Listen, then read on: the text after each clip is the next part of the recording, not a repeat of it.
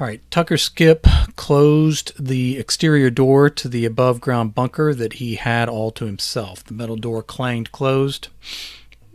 I did. Clanged into its tight frame.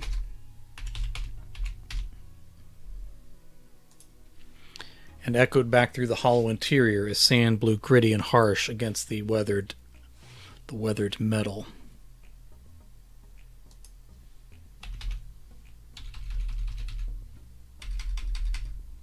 Face and sides of the low structure.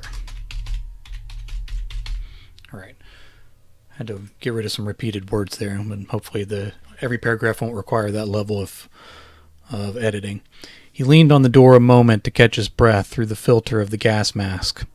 The anteroom between the outside and the place he called home would protect his sleeping area, but he still didn't want the room to pile up with sand or debris.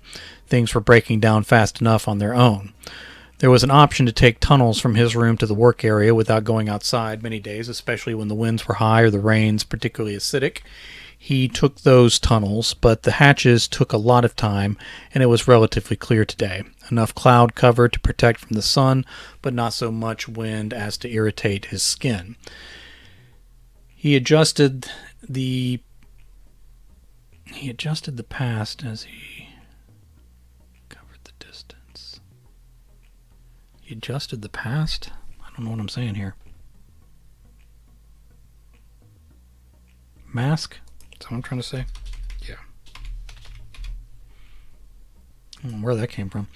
He adjusted the mask as he covered the distance. Everything read clean today, but with no doctor on site, there was no point in pressing his luck. I am so close to the fun fact. All right. And channel points. All right. I'll have to think of a good one then. There was an option to take tunnels from his room to the work area. I've already read that. As if to confirm the world was degrading instead of healing, the fence line of old chain link was curling at the top and bottom now. Beyond that, he believed more of the distant buildings had fallen, but it was hard to tell. The large towers, with their metal and concrete guts showing through the open floors, seemed to be leaning a bit more in the rising sands. Oh, well, there we go. That went way quicker than I thought. Did you claim one? All right. All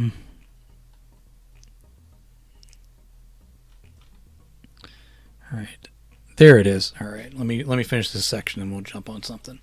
As if to confirm the world was degrading. There we go.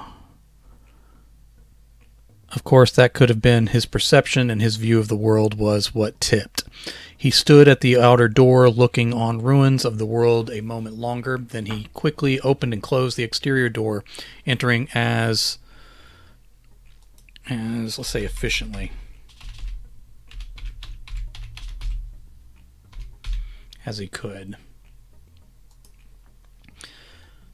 Tucker left his mask on as he used the vacuums to clean all the dust out of his clothes. The motors in that wall sounded like they were straining. It took a good while to clean up enough to put on the scrubs and to remove his gas mask. His gas mask, one word. I haven't forgotten the fun fact there. I'll be with you in just a second. Maybe the hatches in the tunnels below were faster after all. So he had to admit to himself that he had other reasons for returning outside. There was never anything new to see out there, so he wasn't sure what that reason might be. Tucker Skip sat down at his lone computer console, slid the VR interface over his head and eyes, and started his day's work by opening the first report. All right. Fun fact about me. 2 jobs that I worked before I was a full-time writer, before I was a teacher even.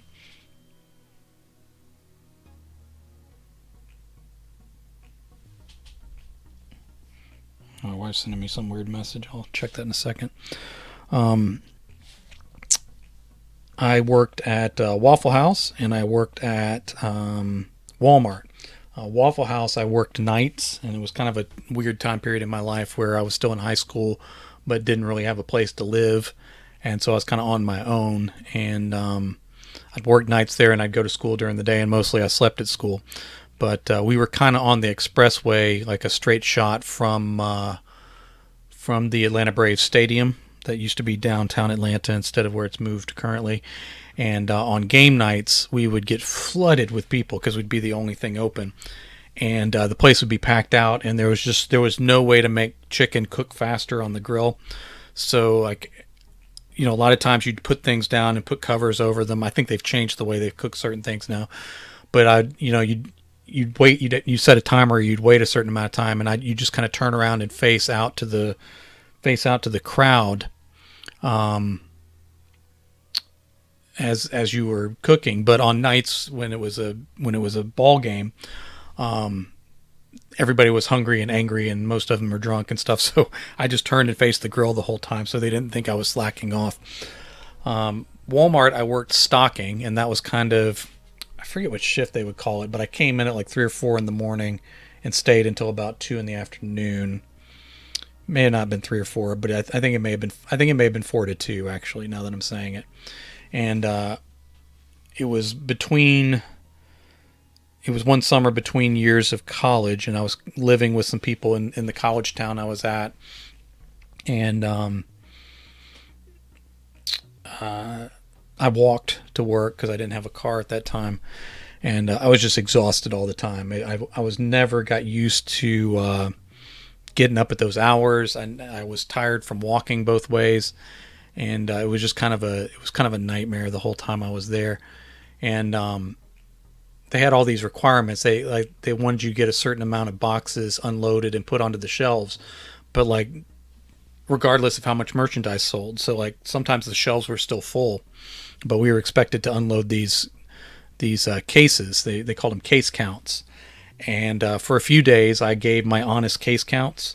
However many boxes I actually unloaded, but it was so much lower than what everybody else was saying that they said, well, you're new, but you'll need to pick it up a little. And you also weren't allowed to like stuff. So like if like say air fresheners, if the Pine air fresheners were filled up all the way to the back of the shelf, you couldn't stick the rest of the Pine around the side. And if you didn't clear out the whole box, that case was considered incomplete. So they didn't want any incomplete cases. So they wanted you to put the entire thing up there, but they also didn't want you to stack it around behind when it was full. So these were just kind of impossible instructions. And so we stacked it around back anyway, and we all lied about how many cases that we did each day, and that's how we got along at Walmart. How was Walmart? Must have been pretty effed up with that kind of customers. Yeah, the customers weren't really that bad, actually. Again, something we were supposed to do when a customer asked us to where something was, we were supposed to take them. So no matter what I was doing, I was supposed to stop and I was supposed to take them. And of course, the customers were always like, you don't have to do that. Just tell me where it is. But like that was a requirement of the store. So I just tell them, no, I'm required to take you when you ask. So just let me do it so I don't get in trouble. And I'd walk them all the way to whatever they were looking for and stuff. But of course, that would get me behind on putting my cases away, and of course we get in trouble with that too. So like with many jobs, that was the oh Lord, I think one of our kids dropped a plate and broke it in the kitchen. Looks like there's glass everywhere. I hope that's cleaned up before I get out. I'm probably the only one in the house that doesn't walk around barefoot, so we'll have to stop that practice in the house for a while till we get all that glass cleaned up. Yeah, but those are the fun facts for today. Those are both jobs that I do not miss in the least. In reality, there's no job that I miss. Like even teaching, which was rewarding in its own way. I'm so much happier to be writing for a living. So that's a much better job, is writing full time. So I guess I need to step it up a little so that I can keep paying the bills with my writing the way I've been doing the last several years. All right, continuing with the story. Again, anybody feel free to jump in at any time. What happened with my wife just sent me a picture of like a shattered bowl on the floor or something. So I guess either she or one of the kids putting stuff away dropped it. So I guess they got to fix that. That may be the vacuum cleaner that I heard. Now that then I wondered, like, why is she running a vacuum cleaner while I'm streaming? Teaching sounds interesting. It can be. Public school in the United States has a lot of flaws, and I think there's a number of things that get in the way of teachers doing their job and actual learning going on too. So a lot of things outside the teacher's control that I'm glad I'm not a part of anymore. Ben Whitney drew the shades against the bright sun blazing out of the clear blue sky over the city. He was too high up in the office tower to hear traffic noise from below, but he was hearing it today anyway. No, you interrupt anytime you want. That's fine. Yeah, I wouldn't be on stream if I wasn't fine with doing asides or stuff. So if you have any questions or comments, just feel free. I don't have any problem going back in. The fees are insane. That's true. Too many people, he decided. The world was overdue for a plague, something stronger than the things that they had experienced in recent years, a real thinning of the herd. Ben glanced out the open door to his office. These were things he'd never say out loud, not to anyone, not even people he mostly trusted. Those kinds of comments, whether spoken or written out on the internet to stay in the record forever, they had a way of ruining a person's life. Couldn't express those sorts of things no matter how much you were clearly kidding. He hated his job, but hated the idea of starving to death even more. Returning his attention to the screen, the bright sunlight still cooked his neck through the narrow window and made his screen unreadable. He whipped his head around to see the blinds still closed and doing their job. Turning back to the computer, the light was low as it should be, and his screen was clear. Weird, really weird. The sort of weird that if he spoke it out loud, he would be given an undesirable vacation by HR. Back to lurking mode. There you go. But jump in anytime, man. Don't feel like you have to stay quiet or anything. Ben took a deep breath and got started. His data was not going to analyze itself. Wait, his office didn't have blinds. He didn't close blinds. He pulled shades. But there had been multiple shades instead of one for his single narrow window. Ben whipped around again to count just one window with one shade closed. No blinds. He must have imagined it, just like he imagined the sunlight sneaking through again. Sitting in this office day after day with work that wouldn't matter in a year's time was apparently messing with his senses. A dog barked somewhere out in the office floor area. Ben kept working. A baby cried. He kept working. The baby got louder, and its screams started to echo, as if in some forgotten parking garage instead of a furnished office building. At least the dog had stopped barking. Ben tried to comfort himself with that. Who brought dogs and babies to the office anyway? Well, that needs to be a question mark, doesn't it? All right. No one did. The echoes started to get distorted as the baby continued to wail. Ben Whitney stood up and stepped out into a barren concrete floor where cubicles and desks used to be. The baby gave one more whine that seemed to come from everywhere and then fell silent. He could see the entire floor with it cleared down to the concrete and wires. That needs to be plural. And wires hanging from the missing ceiling. There was no baby. And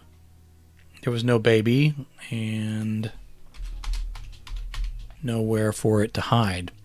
No dog either. Ben was alone on a floor that had been full moments ago.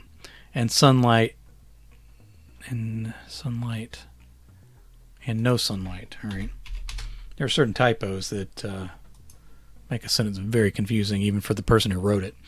And no sunlight now either. The windows were blacked out to nothing. There was an empty void where the bustling city had once been. Lots of missing words. I must have been in a hurry as I was typing this. I find when I type on stream, a lot of times I'll say a word and then not actually type it. So that happens occasionally, especially if I get into a story and really get moving. He turned back to his own office to see everything gone but cinder block walls. No window anymore. No worries about sunlight blocking out a computer that was no longer there either. Hello? His own voice distorted in the and the entire world, what was left of it, digitized before his eyes. Ben Whitney stood in his office doorway, staring out at the busy interns, mostly ignoring him. Natural light and gorgeous views of the surrounding buildings lit up everything like a picture in a magazine. Ben had come out here for a reason, but he couldn't remember it now. So he sat back down at his computer to continue his work. He could see with all that natural light. He could see nothing with all that natural light pouring in on his screen. Ben stood up and pulled the 3 shades to protect himself from that bright sun blazing out of the clear blue sky over the city. He was too high up in the office tower to hear traffic noise from below, but he was hearing it today anyway. Time to get back to work. All right. Scene break. Tucker sat on a rock above the slope that led down to a road which eventually led into the ruins of the closest city. His gas mask sat next to him as he ate. All right, again, some typos are trickier than others. Apparently I'm making a code for myself in here that's hard to break. His gas mask sat next to him as he ate solid rations out of a packet. No one would notice if he cast the plastic away when he was done, but he needed to recycle it because supplies were scarce and precious. New food was grown in the surviving pods, but even that had to be processed into rations in order to last. There used to be a road down there under... There used to be a service road, let's say.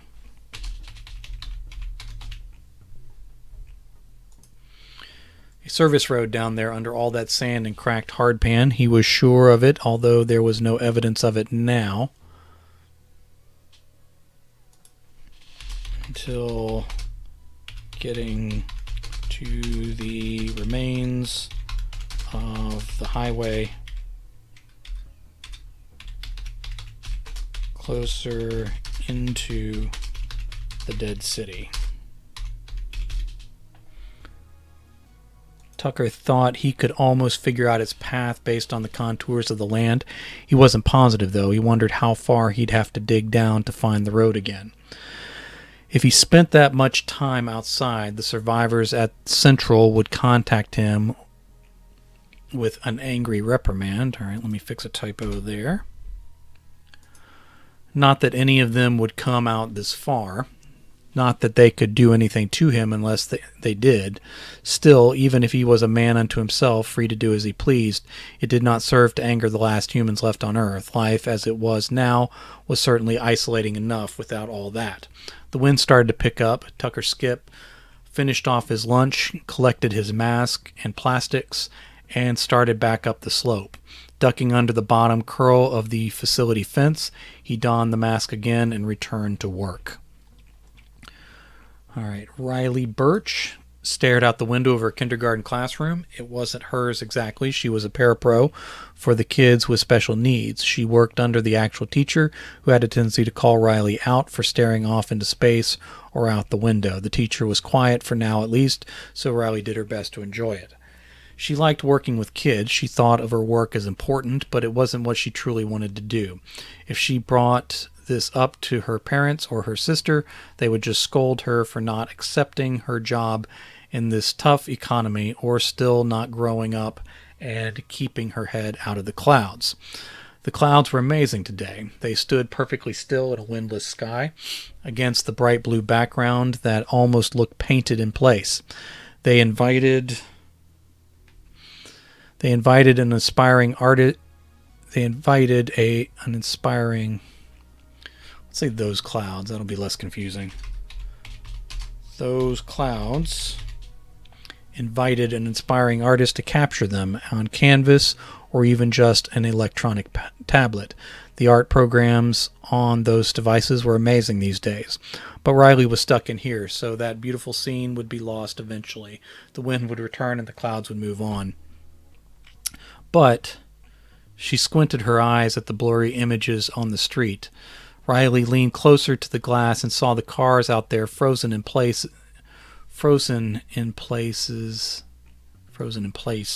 as well. It wasn't her vision that was blurred. The cars were blurry from being captured in mid-motion. The world was literally frozen. Mrs. Tyler, Riley Birch, and the teacher used last names in front of the children. Riley still called her Mrs. Tyler even in private. She couldn't help herself. Then something moved out there. That should have been comforting, but it wasn't. The men approaching the school wore all black. It looked like body armor, but those were not officers. They were not here to help. She couldn't see their weapons, but with everything in the news, Riley and the other faculty were trained to recognize this for what it was. She grabbed up one of the adult chairs and prepared to jam the leg down into the door handle to block it closed.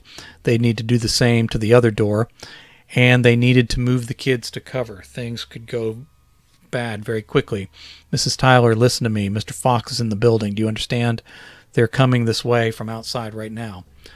She started to turn, but then stared at the attackers' faces. It was their lack of faces.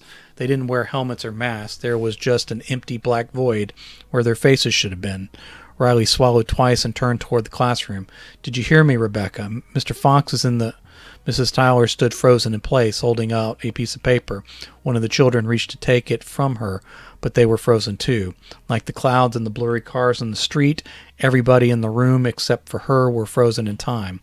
Well, except for her and the men with no faces coming to do her harm. What's happening here? The room digitized out and resolved itself again. Mrs. Tyler made a comment about Riley staring out the window and the moving clouds. So she returned to help with the students. Tucker took the tunnels today because he had another duty to perform. The lights rose and fell over him as he passed from one hall to another. He hated that effect. Tyler understood its saved power, but he still hated it almost as much as the process of opening and closing hatches. He finally entered one of the massive below-ground storage chambers. Tucker moved from one stasis chamber to another, checking out the withering bodies inside. Tubes and wires ran from their skin from several points as they slept unaware, barely breathing. Each chamber was within acceptable parameters, as they usually were, but he checked each one anyway. That was his job, and of course, these were living people who depended on him and others like him at facilities across the continent and maybe the entire globe. The boys at Central didn't share all those details with him. Tucker's job and attention were for this facility and its people only. Once he affirmed the function of the last chamber, he worked his way from hatch to hatch up to the computer access room. It was his job to see after their dreams, too. Mason Novak had been working from home as long as he could remember. This pandemic was never going to be over. He was a copy editor for a tech company, so he could do his work from anywhere. He wanted this to all be over, though. He wanted lockdowns lifted. He didn't care for his office space down at headquarters much, but he wanted to get out. He wanted to see his friends, but really just wanted to be around people again. He wanted life to be normal. His fingers hovered over the keyboard at his desk in his home office as he tried to remember what was next. What day was it? How long had this been going on? He couldn't recall. It felt like forever. He tried to check the date at the bottom corner of his computer screen, but couldn't focus on it. Mason got up from his chair and walked over to the wall calendar. The page, words, and squares had faded beyond recognition. He pulled that sheet, and it crumbled to dust in his hands. The next was just as faded. He pulled the next sheet, watching it disintegrate, only to find another unreadable pulp page below that. He ran for the door, but found the knob had vanished. He beat on the door from the inside and cried for help, even though he knew no one was here with him. Turning to check the windows, he saw there were none, and for the life of him, he couldn't remember if there ever had been. The lights flickered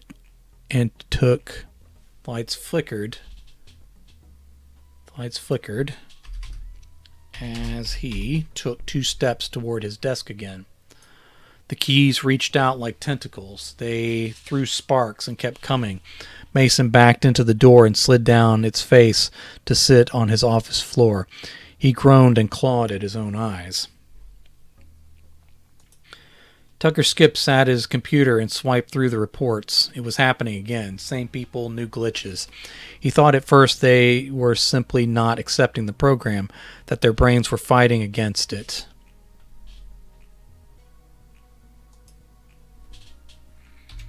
Fighting against it all. But that didn't seem to be the actual problem. Sometimes when you're writing, using the word it or some other pronoun seems to fit okay, but then when you go back to read, you realize you weren't clear enough, so that it's kind of confusing, and you got to put a real reference back in there. Ben, Riley, and Mason. I think I misspelled Riley on that. Let's scroll back up and check. I did misspell Riley. Not saying you can't spell it that way. I'm just saying that's not the way I spelled it all along, so I've got to fix that. Ben, Riley, and Mason. Tucker mumbled to himself with the VR headset still on. He swiped at the air and reset their simulations to the last moment before the degradation had set in, but it already started decaying again. What is it with you three? Why can't you find happiness? Tucker swiped again and scanned through the code. He didn't want to hard reset if he didn't have to, but there might not be a choice. If this kept happening, it could do real damage. It could even spread like a virus. As a last resort, he started coding. Maybe you guys need to quit your jobs. It's all a dream, so why not live it the way you like? Okay, question mark there. Tucker stood at the exterior door and breathed harsh through his gas mask. He tried to tell himself what he was seeing wasn't real, but he was the only one here not in a dream. The first building finally cascaded over as dust erupted upward. It struck another tower and then another. The three collapsing ruins vanished in a wave of sweeping storm. Tucker unlocked himself from... I don't want to say unlocked. Tucker broke himself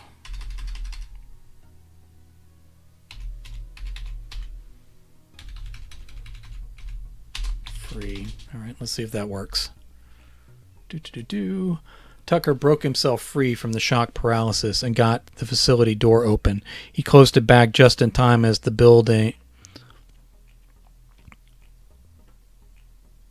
Oh, great. I can't tell what this is supposed to say. He closed it back just in time as the building sounded like was being battered by hail. He closed it back just in time as the building... I don't know what I was trying to say. Let's see if we can fix this. He closed it back just in time as the building sounded like it was being battered by hail. From the sounds, many of those pieces that made it this far from the collapses were big and sharp. He vacuumed himself off and then just sat for a very long time without going in to work on the computers and simulations. It appeared he would be traveling via the tunnels for the foreseeable future. The three of them sat in the park with no one else around. Riley, I misspelled again. I'm going to check the whole story and make sure I spelled that right all the way through. Riley Birch painted the clouds and decided to include some of the immaculate city in the foreground. Quitting her parapro job had been a dream come true. Money was tight, but she was getting paid enough for the work she created. Ben Whitney ate his lunch piece by piece, enjoying the bright sunlight on his skin. He had no idea what to do with his life. The idea of quitting had been a whim, but he wished he had done it much sooner. The future was wide open. He could do anything with his life now. For now, he just enjoyed his lunch and the weather. Mason Novak had no memory of the pandemic or any of the other horrors from his home. When the management demanded everyone return to the office or quit, he had just quit. He saved the latest chapter of the He now saved the latest chapter of his thriller novel in progress and took a moment to read from the book he had checked out from the library.